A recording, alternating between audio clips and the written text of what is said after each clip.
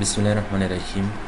ملګرو په دغه ویډیو کې به زه تاسو ته د پښتو پی ډي اف فایل ورډ پروګرام ته بدلوم. لومړی ورځ زه تاسو ته یو د پښتو پی ډي اف فایل ښیم. دلته ما سره یو فایل دی د احصایي په نوم سره. دغه فایل په پی ډي اف کې دی، لاندې تاسو لیدلی شئ. زه دغه فایل خلاصوم. تاسو وینئ دغه فایل په پی ډي اف کې دی.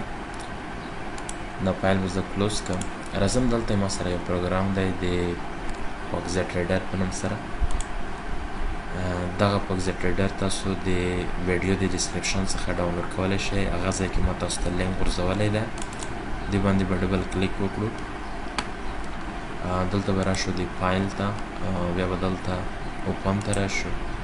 دلته به د کمپیوټر باندې کلیک وکړو، بیا به براوزر ته راشو. په کوم ځای کې چې ستاسو سره هغه پی ډي اف فایل در سره ده، دغه دی پی ډي اف فایل، دا به اوپن کړو.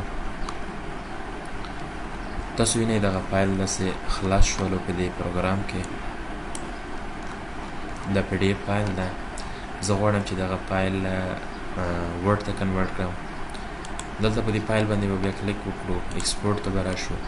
د دې پښتو په ذریعه تاسو کولی شئ چې دغه ایمیج ته، ایم ایس اف ته، ایچ ټي ایم ایل ته یا نورو پروګرامونو ته کنورټ کړئ. زه راځم دلته ایم ایس اف ته، او په ایم ایس اف کې دغه فایل زه ورډ پروګرام ته کنورټ کول غواړم. دلته بیا سیو اس باندې کلیک وکړو، او زه به راشم دلته د ویډیو فولډر کې به دغه فایل سیو کړم. تاسو وینئ دلته د سیو باندې کلیک کوم. کنسټرکټینګ ډیټابیس، یعنې دغه فایل چې دی کنورټ کیږي. نو لږ به منتظر شو تر څو دغه فایل کنورټ شي.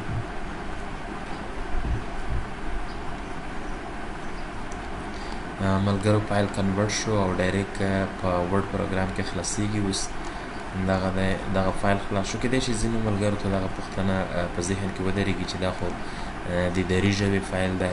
په دې پروګرام کې تاسو کولی شئ د پښتو، اردو یا ورته نورې ژبې چې دي د هغې فایلونه ورډ ته کنورټ کړئ.